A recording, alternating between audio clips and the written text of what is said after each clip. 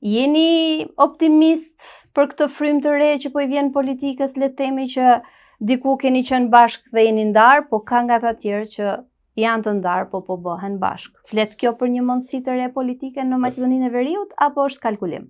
Po ta shohësh, domethënë, nga këndvështrimi politik, kjo që ndodh brenda strukturave të vlenit është absurde.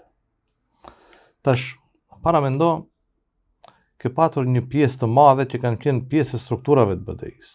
Po të nisim për shembull, mos i përmendim me emra, shumë nën kryetar të Bashkimit Demokratik për Integrim i sot andej. Ndërsa një pjesë e madhe e jona nuk kemi qenë përfshira në për strukturat e larta partijake. Pjesa dërmuese e strukturave të sotshme nuk kanë qenë. E tani para mendo, ato struktura që kanë patur pushtet absolut në BDI, po e sulmojnë BDI-n se nuk i ka zgjidhur të çështje kombëtare dhe thonë se ka qenë obligimi i BDI-s, ndërkohë që është dashur ato të zgjedhin. Këto të sotshmit nuk kanë qenë përpara, nuk kanë patur mundësi të zgjedhin. Kanë patur pikërisht ato që janë sot në vlenë. Merri me radhë, mos i përmendim me emra. Po ajo që është jetike të kuptohet, se Bashkimi Demokratik për Integrim është një aset kombëtar që lindi si rezultat i atij kushtrimit të madh popullor të vitit 2001. Ishte uniteti më i madh kombëtar rreth një ideje, rreth një platforme, cilët ju bashkuan gjithë shqiptarët.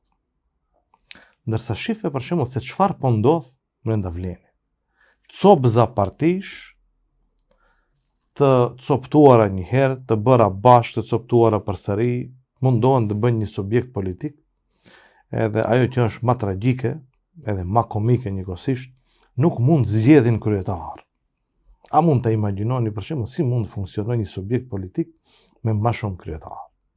Pse dia ka ndonjë rast tjetër në botë ku një parti politike. Një frymë kompromisi. Po pikërisht jo për frymë kompromisi, është për një frymë mosbesimi.